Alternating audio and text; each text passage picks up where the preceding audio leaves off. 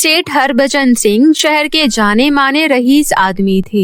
उनके 2 बेटे थे, कुशाल और पंकज। कुशाल बड़ा था और पंकज छोटा। बड़े बेटे कुशाल की शादी पलक नाम की लड़की से हो गई थी। अब पंकज भी शादी लायक हो चुका था, परंतु उसकी शादी में एक दिक्कत आ रही थी। वो दिक्कत था उसका छोटा कद। उसके छोटे कद की वजह से उसको कोई लड़की नहीं मिल रही थी। इसी समस्या का समाधान लेकर एक दिन पंडित जी उनके घर आते हैं और कहते हैं, चिंता की कोई बात नहीं है सेठ जी। मैंने जो लड़की देखी है वो लड़की बिल्कुल पंकज के साथ मेल खाएगी। उसका कद भी पंकज बाबू की तरह छोटा है। वो लोग भी अपनी बेटी सरिता के लिए छोटे कद का लड़का ढूंढ रहे थे। मैंने तुरंत उन्हें पंकज की फोटो दिखा दी। उनको पंकज बहुत पसंद आया है। ये तो बहुत खुशी की बात है पंडित जी। अच्छा हुआ आपने इस रिश्ते के लिए बात किया। आप जब कह रहे हैं कि लड़की अच्छी है तो हमें भी कोई दिक्कत नहीं है। तो देर किस बात की है जी, हम कल ही लड़की देखने चलते हैं। वो सब तो ठीक है सेठ जी, पर बस एक परेशानी है। कैसी परेशानी पंडित जी, बताइए। वो लड़की वाले ज्यादा पैसे वाले नहीं हैं, पर बहुत संस्कारी लोग हैं। अरे पंडित जी, हमें इससे कोई मतलब नहीं है कि लड़की वाले पैसे वाले नहीं हैं। हमें बस लड़की से मतलब है जो कि अच्छी होनी चाहिए। और कब से पंकज के लिए हम लड़की के लिए ही तो परेशान थे। अब जब अच्छी लड़की मिल रही है तो हम ये रिश्ता हाथ से नहीं जाने देंगे। आप लड़की वाले को कह दीजिएगा कि हम कल लड़की देखने आ रहे हैं। ठीक है सेठ जी, मैं लड़की वालों को ये बात कह देता हूँ। ये सारी बातें कहकर पंडित जी वहाँ से चले जाते हैं। उनकी ये सारी बातें उनकी बड़ी बहू पलक सुन लेती है। वो कमरे में आकर अपने पति से कहती है, सुना जी आपने, अपने पंकज भैया के लिए गरीब लड़की से बात चल रही है। पता नहीं माँ बाबूजी को क्या हो गया है। घर की इज्जत की जरा भी चिंता ही नहीं है। गरीब लड़की घर में आएगी तो गांव समाज वाले क्या कहेंगे। अरे पलक, उसकी चिंता तुम मत करो। पंकज बचपन से ही बोना है। उसके लिए बोनी लड़की मिलना बहुत मुश्किल है। अब जो मिल रही है वही ठीक है। पंडित जी का बताया रिश्ता सेठ और सेठानी को पसंद आ जाता है। फिर कुछ ही दिनों में शादी की मुहूर्त निकलवाकर उन दोनों की शादी हो जाती है और सरिता उनके घर बहू बनकर आ जाती है। सरिता कद में भली ही छोटी थी, लेकिन दिखने में वो बहुत सुंदर थी। ऊपर से उसके लंबे घने बाल उसकी सुंदरता को और निखारते थे। पंकज और सरिता एक दूसरे का साथ पाकर बहुत खुश थे। ऐसे ही कुछ दिन बीत जाते हैं। फिर एक दिन पंकज कहता है, माँ और बाबूजी, मैं सरिता को शहर से दूर प्राचीन मंदिर है ना, वहाँ घुमाने ले जाना चाहता हूँ। अरे बेटा, इसमें पूछने वाली क्या बात है, जरूर लेकर जाओ, बहू को भी अच्छा लगेगा। तभी तमतमाती हुई पलक वहाँ आती है और अपने पति से कहती है, हाँ हाँ अच्छा है। अभी 4 दिन हुए नहीं देवरानी जी को घर आए हुए और अभी से इन्हें बाहर घूमने जाना है। मुझे इस घर में आए हुए 3 साल से ज्यादा हो गया है, परंतु मुझे किसी ने कहीं नहीं घुमाया। अरे पलक, ये कैसी बातें कर रही हो तुम? मैंने तुम्हें कितनी बार तो बोला है, पर तुम खुद ही बात को टाल देती हो। अरे पलक बहू, कोई बात नहीं। अगर तुम्हें भी घूमने जाना है तो तुम भी कुशाल बेटे के साथ चली जाओ। नहीं, रहने दीजिए बाबूजी, मुझे कहीं नहीं जाना। इतना बोलकर पलक अपने कमरे में चली जाती है। तभी सरिता की सास कहती है, अरे सरिता बहू, पलक की बातों का बुरा मत मानना। वो थोड़ी जुबान की कड़वी है, पर दिल से साफ है। कोई बात नहीं माँ जी। बहू, तुम सच में बहुत अच्छी हो और तुम्हारे ये बाल तो बहुत ही सुंदर है। ये बाल तुम्हारी सुंदरता पर 4 चांद लगाते हैं। सच में तुम्हारे आ जाने से ऐसा लगता है कि जैसे घर में रौनक आ गई हो। बहू, मंदिर जाते वक्त लाल वाली साड़ी पहनना, वो तुम पर बहुत अच्छी लगेगी। मैंने तुम्हारे लिए खास दुकानदार से मंगवाई है और ये लो सोने का सेट, उस साड़ी पर बहुत खिलेगा। पहली बार घर से कहीं बाहर घूमने जा रही हो तो थोड़ा अच्छे से तैयार होकर जाना तो बनता है। शुक्रिया माँ जी। इधर पलक सरिता को घर में इतना प्यार मिलता देखकर उसे ईर्ष्या करने लगती है। इस बोनी सरिता का तो कुछ करना ही होगा। ये बोनी बहुत तेज है। ऊपर से जब देखो तब सब इसकी बालों की तारीफ करते रहते हैं। अगर मैं इसके बाल ही खराब कर दूं तो हाँ, यही अच्छा रहेगा। फिर एक रात पलक जब सरिता सो रही थी तो चोरी चुपके उसके कमरे में घुसकर उसके शैम्पू में एक बहुत ही खतरनाक केमिकल मिला देती है और चुपके से उसके कमरे से निकल जाती है। अब आएगा मजा। जब ये बोनी कल अपने बाल धोएगी तो अपने आप को शीशे में देख नहीं पाएगी। अगली सुबह जब सरिता उठकर नहाने जाती है और शैम्पू यूज करती है तो उसके बाल बहुत ज्यादा गिरने लगते हैं। अरे ये मेरे बालों को क्या हो गया? मेरे बाल इतने ज्यादा कैसे गिर रहे हैं? सरिता जब बाथरूम से निकलकर कंघी करती है तो उसके सारे बाल कंघी के साथ ही निकल जाते हैं। ये देखकर सरिता बहुत परेशान हो जाती है। वो बिल्कुल टकली हो जाती है। हे भगवान, ये क्या हो गया? सरिता रोने लगती है। सरिता की रोने की आवाज सुनकर उसकी सास और उसके जेठानी पलक उसके कमरे में आती है और वो भी सरिता को ऐसे देखकर चौंक जाती है। अरे बहू, ये क्या हुआ? तुम्हारे बाल कहाँ गए? देखिए ना माँ जी, मेरे बाल कितने अच्छे थे। आज मैंने शैम्पू किया, उसके बाद मेरे सारे बाल झड़ गए। अब मैं क्या करूँ? मन छोटा मत करो बहू, कुछ ही दिनों में तुम्हारे बाल वापस आ जाएंगे, बस थोड़ा समय लगेगा। तभी मन ही मन पलक खुश होते हुए कहती है, कितनी भी कोशिश कर ले, अब तेरे बाल कभी वापस नहीं आएंगे। और पलक की बात सच हुई। जैसा पलक ने सोचा था वैसा ही हुआ। काफी दिन बीत गए परंतु सरिता के बाल वापस नहीं आ रहे थे। तभी एक दिन परेशान होकर सरिता अपने घर के बाहर बगीचे में बैठे कुत्ते को रोटी खिला रही थी। उसे जानवरों से बातें करना बहुत अच्छा लगता था। वो रोजाना शाम को कुत्तों को खाना खिलाया करती थी। आज भी सरिता कुत्तों को रोटी खिला रही थी। तभी उनमें से एक कुत्ता कहता है, सरिता दीदी, क्या बात है? हम कुछ दिनों से देख रहे हैं, अब बहुत उदास उदास हो। कुत्ता को बोलते देख सरिता चौंक जाती है। अरे, तुम तो इंसानी भाषा बोलते हो। हाँ दीदी, हम लोग बोल सकते हैं, पर हम ये सच्चाई किसी को नहीं बताते, नहीं तो हमें सब पकड़ लेंगे। परंतु तुम बहुत अच्छी हो, इसलिए हमने तुम्हें अपनी सच्चाई बताई। क्योंकि हम काफी दिनों से आपको देख रहे हैं, आप बहुत उदास रहती हो, इसलिए आज हमसे रहा नहीं गया। अब बताओ, आप उदास क्यों हो? क्या पता आपकी परेशानी हम दूर कर सके। इधर सरिता कुत्तों से बातें कर रही थी। तभी बगीचे में उसकी सास भी आ जाती है और वो खड़ी होकर उनकी बातें सुनने लगती है।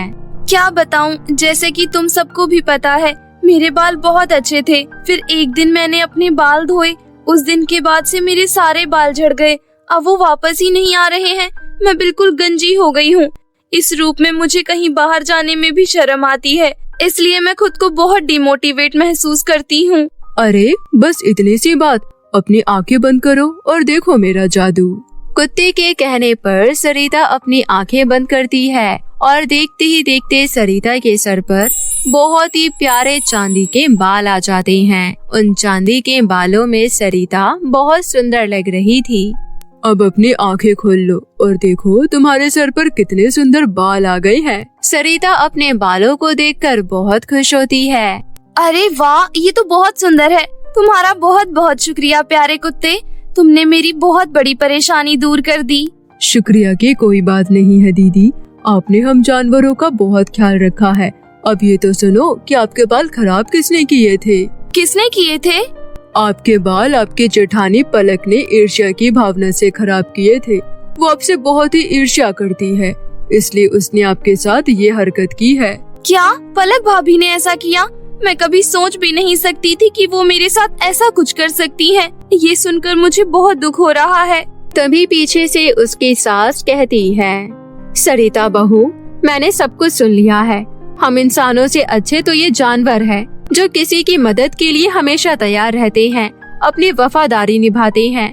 तुम इन्हें रोजाना खाना खिलाती हो और देखो बदले में आज इन्होंने तुम्हारी मदद की। पलक बहू ने तुम्हारे साथ जो भी किया है उसके लिए मैं उसे कभी माफ नहीं करूंगी। मैं अभी जाकर उसकी खबर लेती हूँ।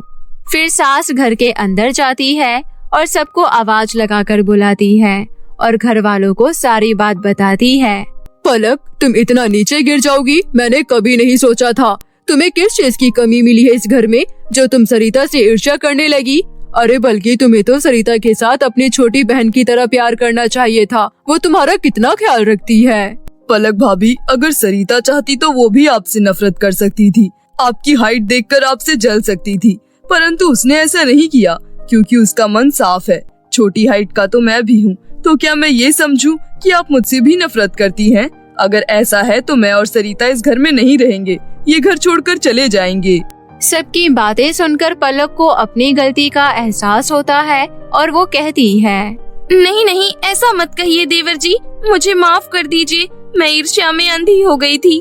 आप लोग प्लीज ये घर छोड़कर मत जाओ, नहीं तो मैं अपने आप को कभी माफ नहीं कर पाऊंगी। अरे माफी मांगना है तो सरिता बहू से मांग। सरिता, मुझे माफ कर दो, मुझसे बहुत बड़ी गलती हो गई। पलक सभी घर वालों से हाथ जोड़कर माफी मांगती है। सरिता के कहने पर सभी घर वाले पलक को माफ कर देते हैं और सरिता भी बड़ा दिल रखकर पलक को माफ कर देती है।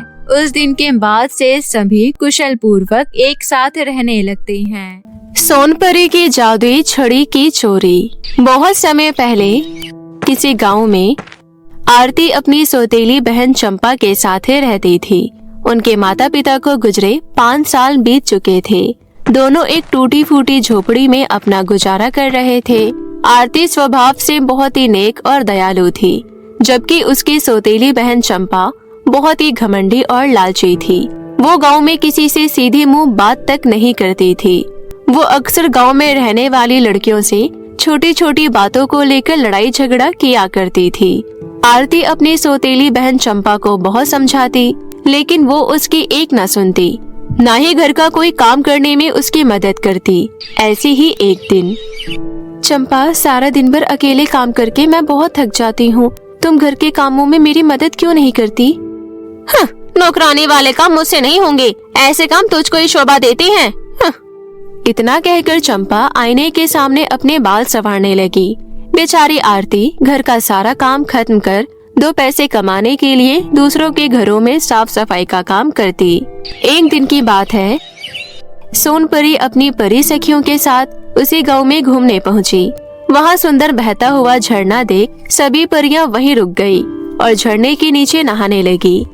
तभी इत्तेफाक से चंपा घूमते घूमते वहां जा पहुंची और मन ही मन बोली, घर में बैठे बैठे बोर हो रही थी, आज क्यों न झरने के नीचे नहाने का आनंद लूं, मूड फ्रेश हो जाएगा। उस आरती की बच्ची ने सुबह सुबह मेरा सारा मूड खराब कर दिया।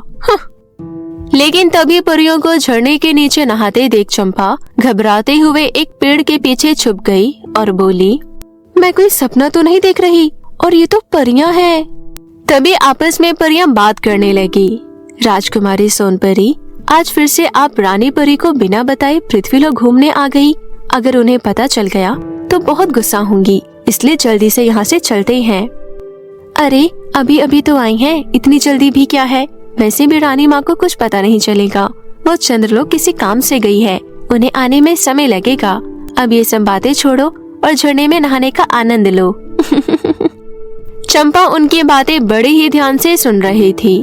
तभी चंपा की नजर झरने के पास एक चट्टान पर रखी चमकती हुई चीज पर पड़ी। फिर वो हैरानी से बोली, अरे ये तो जादुई छड़ी है, लगता है इन्हीं में से किसी परी की है। क्यों ना मैं ये जादुई छड़ी चुरा लूं, फिर तो मेरे पास किसी चीज की कोई कमी नहीं होगी। ये कहते हुए उन परियों की नजरों से बचकर चंपा जादुई छड़ी चुराकर वहाँ से भाग गई।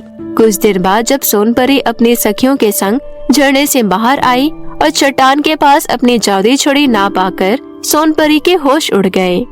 अरे मेरी जादुई छड़ी कहाँ गई? मैंने तो यही रखी थी। राजकुमारी, लगता है किसी ने आपकी जादुई छड़ी चुरा ली है। रानी माँ को पता चलेगा तो वो बहुत गुस्सा होंगी। अब मैं क्या करूँ? राजकुमारी, अब आप जल्दी से परिलोक चलिए और रानी माँ को सच सच बता देना। पता है, रानी माँ ने मुझे जन्मदिन पर जादुई छड़ी उपहार में दी थी, उन्हें मैं कैसे बताऊंगी? मुझे बहुत डर लग रहा है। बताना तो पड़ेगा, आपके पास कोई और दूसरा रास्ता भी तो नहीं है। अब चलिए, वैसे भी बहुत देर हो चुकी है। उसके बाद सोनपरी अपनी सखी परियों के साथ वापस परिलोक लौट गई और महल पहुंचकर सोनपरी अपनी माँ रानी परी को डरते हुए सारी सच्चाई बताई, जिसे सुनते ही रानी माँ गुस्से से बोली, मेरी बेटी होकर तुम इतनी लापरवाह हो?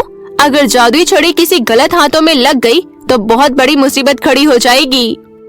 माँ, मुझसे बहुत बड़ी गलती हो गई, मुझे माफ कर दो। मैं ऐसी गलती दोबारा नहीं करूँगी माँ।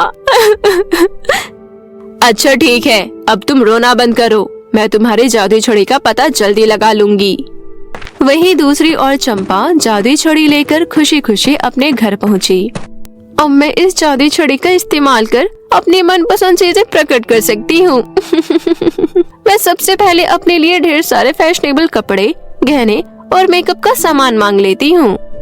ये कहकर चंपा ने जादुई छड़ी घुमाई और पलक झपकते ही उसकी कही हुई सारी चीजें प्रकट हो गई। चंपा ये देख खुशी से झूम उठी। अरे वाह, मुझे तो अपनी आंखों पर विश्वास नहीं हो रहा। अब देखती हूँ गांव की लड़कियां मुझे कैसे नीचा दिखाती है। अब मैं अपने लिए ब्रांडेड टीवी और फ्रिज भी मांगती हूँ। फिर मैं बैठकर मजे से अपना फेवरेट टीवी सीरियल देखा करूँगी और फ्रिज का ठंडा पानी भी पिया करूँगी। ये कहते हुए चंपा ने फिर से जादुई छड़ी घुमाई और देखते ही देखते एक बड़ा एलईडी टीवी और फ्रिज प्रकट हो गया। उसके बाद चंपा मजे से अपने कमरे में बैठकर टीवी देखने लगी। शाम को जब थकी हारी आरती काम पर से घर लौटी तो घर पर टीवी और फ्रिज देख हैरानी से चंपा से बोली, अरे चंपा, ये टीवी और फ्रिज किसका है? ये मेरा है। क्या कहा? पर ये सब लाने के लिए तेरे पास इतने पैसे कहाँ से आए? मुझे पैसों की क्या जरूरत, मेरे पास जादुई छड़ी है ना। जादुई छड़ी? हाँ, ये देख, मेरे पास परी की जादुई छड़ी है। पर तेरे पास परी की जादुई छड़ी आई कहाँ से? मैं ये जादुई छड़ी चुरा कर लाई हूँ। ये कहते हुए चंपा आरती को सारी बात बताती है। सारी बात सुन आरती चंपा को समझाते हुए बोली, ये तूने अच्छा नहीं किया। तुझे परी की जादुई छड़ी नहीं चुरानी चाहिए थी। अगर परी को तेरे बारे में पता चल गया तो वो तुझे कड़ी सजा देंगे। अपनी बकवास बंद कर, मुझे पता है तू मुझसे बहुत जलती है। अब जा यहाँ से और मुझे मेरा फेवरेट सीरियल देखने दे, समझी? इतना कहकर चंपा आरती की बात को अनसुना कर टीवी देखने में मग्न हो गई। कुछ देर बाद चंपा को जब भूख लगी तो उसने जादुई छड़ी की मदद से अपने लिए ढेर सारा स्वादिष्ट पकवान प्रकट कर मजे से खाने लगी। वहीं बेचारी आरती सूखी रोटी खाकर सो गई। फिर अगली सुबह चंपा नए कपड़े और गहने पहनकर गांव भर में घूमने लगी। चंपा को देख गांव की लड़कियां हैरानी से आपस में बातें करने लगी। अरे देखो तो, इस चंपा को कितना इतरा रही है। इसके पास नए कपड़े और गहने कहाँ से आए? कहीं से चुरा कर लाई होगी। इस भिखारन के पास इतने पैसे कहाँ जो अपने लिए ढंग का कपड़ा भी खरीद सके। मुझे तो लगता है कहीं से मांग कर लाई होगी, किसी ने तरस खाकर दे दिया होगा। भिखारिन को। ये कहते हुए लड़कियां चंपा पर हंसने लगी। तब चंपा गुस्से से बोली, मेरा मजाक उड़ाना बंद करो, समझी? वरना अच्छा नहीं होगा। लेकिन लड़कियों ने उसका मजाक उड़ाना बंद नहीं किया। ये देख चंपा गुस्से से तिलमिलाकर बोली, रुको, लगते तुम ऐसे नहीं मानोगी। मैं अभी तुम्हें मजा चखाती हूँ। ये कहते हुए चंपा ने जादुई छड़ी घुमाई और उन सभी लड़कियों के बालों में आग लगा दी। देखते ही देखते उन सभी के बाल जल गए और वो गंजी हो गई। हम गंजी हो गए। हमारे सारे बाल जल गए। अब हमसे शादी कौन करेगा? रोना धोना बंद करो और भागो यहाँ से। अभी तो सिर्फ तुम्हारे बाल ही जलाए हैं। गुस्सा दिलाए तो तुम सभी को जलाकर राख कर दूंगी। चंपा की बात सुन सभी लड़कियां डरकर वहाँ से भाग खड़ी हुई। ये देख चंपा जोर जोर से हंसने लगी। उन लड़कियों को मैंने अच्छा सबक सिखाया। अब देखती हूँ कैसे मुझसे नजरें मिलाती है। घर आकर चंपा कुछ सोचते हुए बोली, मेरे पास नए कपड़े और गहने तो ढेर सारे हैं, फिर मैं इस टूटी फूटी झोपड़ी में क्यों रहूं? क्यों ना मैं अपने लिए आलीशान बंगला बनवा लूं। मेरे पास जादुई छड़ी जो है, अब मैं अपनी जिंदगी ऐश आराम से बिताऊंगी। ये कहते हुए चंपा ने जादुई छड़ी का इस्तेमाल कर अपने लिए आलीशान बंगला प्रकट किया। अरे वाह, ये बंगला तो बहुत ही सुंदर है, लेकिन मेरे बंगले के आसपास गांव वाले के बने झोपड़ी बिल्कुल भी अच्छे नहीं लग रहे। अब मैं गांव वालों को यहाँ से भगा दूंगी। उसके बाद चंपा सब गांव वालों को धमकाते हुए बोली, सुनो तुम सब लोग, जल्दी से गांव खाली करके यहाँ से चले जाओ, वरना तुम सबके घर चलाकर राख कर दूंगी।